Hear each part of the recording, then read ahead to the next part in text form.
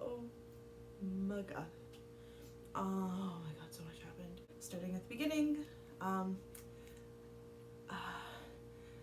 everybody's just like, hey, should we go to the gym party? And Caleb's like, yeah, because we're trying to figure out how bad the corruption is, and this is a really good way to find out how bad the corruption is. Yep. I guess it's time to get everybody on the same page about my backstory. And so he told everybody about killing his parents. Mind you, he gave none of the important context about, the modified memory, or like that it was the graduation, or like none of the important context. But he told them. And they forgave. They didn't even care. Like, they were like, oh, that's terrible. I'm sorry you had to go through this. And then Jester gave him a hug and he started crying because, yes, of course. Oh my god, we were fucking fed last night. And so they decided, yes, we should do this. We'll try and figure out if Ostrid and Aedwulf are redeemable. Probably not, but we'll see. And so then they went back to Nicodranus. Cad and Jester set up Word of Recall in Nicodranus, so now they can go there even if Caleb is out. Yay. And then they more or less crashed the Bernado's dinner.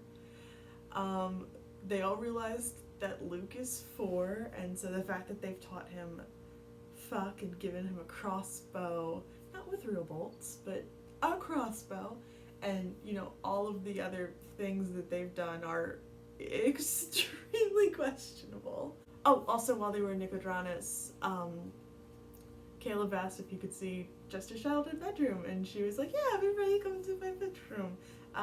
And then she was like, Caleb, lay on my bed, and he did, and he was looking up at the mural she drew, and then Nugget, the blink dog, peed in the bed.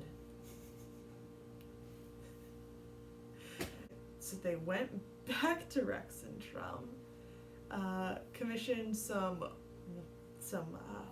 winter garments because they're going up to Eiselcross with Vesterogna, and they're trying to kill the cosplayers with this one. I think they're legitimately actually trying to kill the cosplayers, and I love it. It's gonna look so good. But also, every time somebody wanted something embroidered or customed, I was just thinking, oh boy, some poor cosplayer is going to make this. Also, Beth literally got earmuffs with antlers on them because she saw Keyleth and thought she looked cool. Iconic, great, we love it. And then Ford ordered a coat, a warm one. We love him, we love him.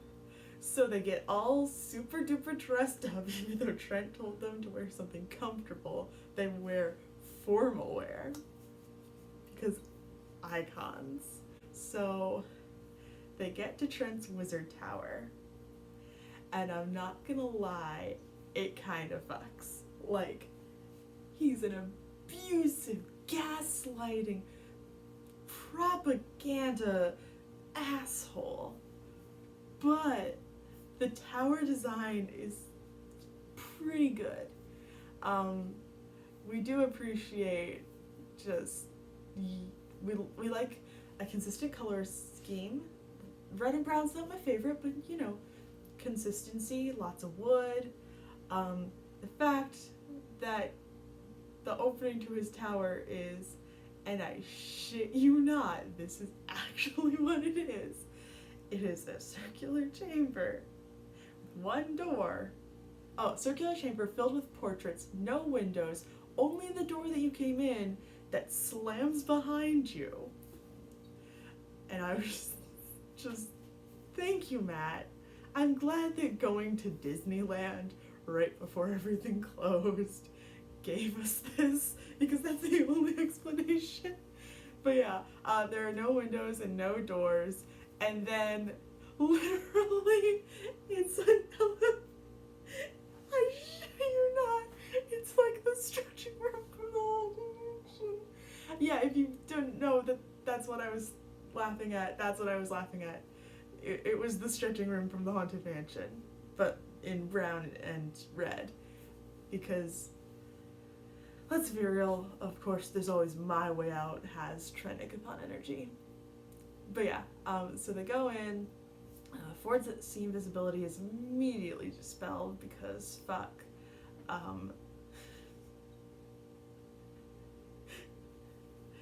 Jester, Beth, and Yasha begin immediately fucking with Trent, Ostred, and Aeonwolf.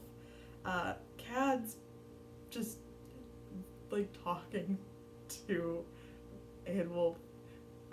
They have probably the best exchange of that section of the dinner, which is Aeonwolf saying, "What are you?"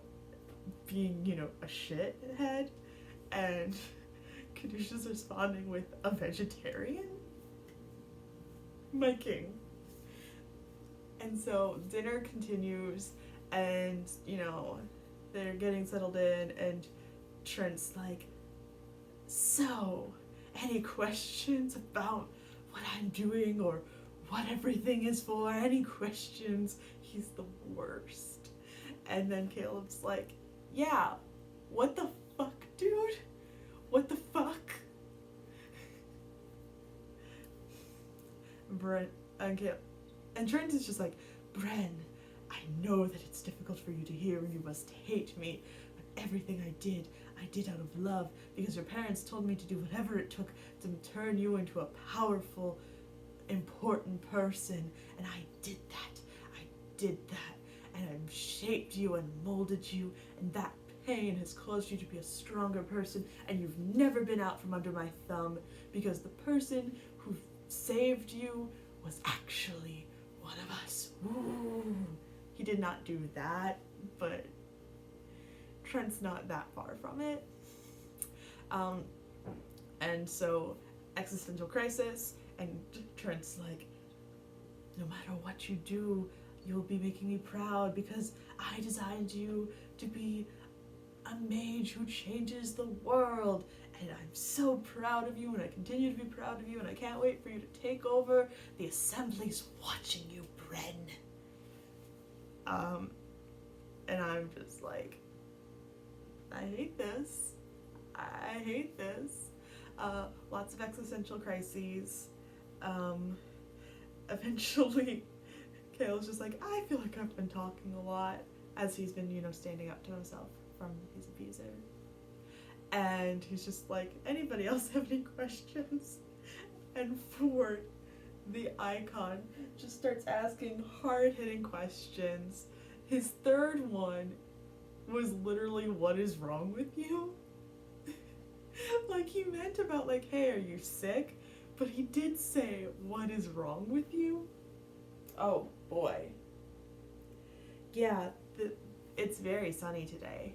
I'm not used to that because this is Ohio.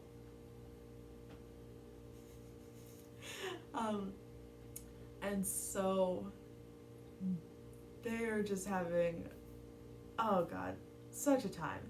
It was so fucking dramatic. Oh my god. I thought that there would be more tears. I thought I would cry, but I was way too hyped up, mostly from a triple shot latte. Is it a double shot? There were 3 shots of espresso in the latte. And as they were heading out from all of this just gaslighting and manipulation, Caduceus is just like, "You are one of the most powerful mages I have ever seen, and let me give you a gift that I don't think you have gotten in a long time. You are a fool." Oh gosh, what was the line? Pain doesn't make people, love makes people, the pain is incidental, I think is the line. It was, oh my god. He does like this whole speech which it's like the passive aggressive don't fuck with my friends version of To the Pain is the closest thing I can come up with. That's the vibe. And Trent's just like just so overwhelmed that he just fucking disappears. Mood, being told I hope you find someone who will mourn you would also fuck me up. That would also fuck me up. Because Jesus Christ. And so then they were like, hey, Astrid, and we'll want to get a drink? And they were like, oh, we shouldn't. It's like, well, will you at least walk with us? And they're like, we can walk. That was definitely a throuple. There was a throuple in the past, and yeah, we're happy to see it confirmed, more or less. Not actually, but there's no other explanation for how much arm stuff. Aedwulf's arms are very important. I can't wait to figure out how they fall into the conspiracy theories.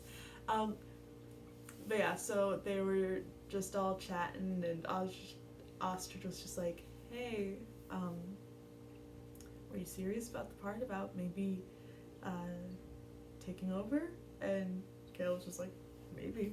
And then it was just race you to the top. So then they go to a shitty dive bar, and they just scream conspiracy theories at each other as they make the conspiracy theories. Because there's no answers for anything right now. And so they just scream about conspiracy theories in a dive bar, boat, info dumps. It's great. And then Caleb's just like, I have a place for us to go. Let's go to this place. He finds the shittiest inn, and he's just like, hey, can I get, oh god, did he say 7 or 9 rooms? Either way, insert large number of rooms, and can at least one of them have a closet?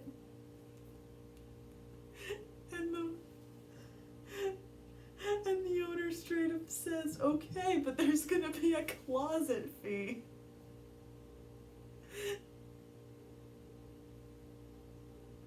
And I mean, that's fair, considering the closets were wardrobes they were currently using to store meat. Sometimes Matt just says weird shit. I love it. So they go up to the room, there's the wardrobe, and Caleb starts putting components down, using all this cool shit, using the wand Caliana gave him. And he says, welcome home, and steps through a door he made. Magnificent mansion, babes. I was literally just chanting the word mansion for the last 10 minutes of the episode. We got it, we got it, we got it, we got it. Yes, we love a 7th level spell. And that was where Matt ended the episode. Oh my god. I'm fucking deceased. It's so goddamn good. It's so fucking good. I want Trent to die, but I don't want Caleb to have to kill him, because then he'll be dealing with this whole existential crisis of, am I just the monster he tried to make me into? And oh god, Matt, you're so good at playing these manipulative assholes. So yeah, I still want to punch Trent, and then I might take his tower and repaint it purple and green and black, because he made the Haunted Mansion. I will never get over this. Alright, my friends and fellow VEDSies, I'll see you tomorrow.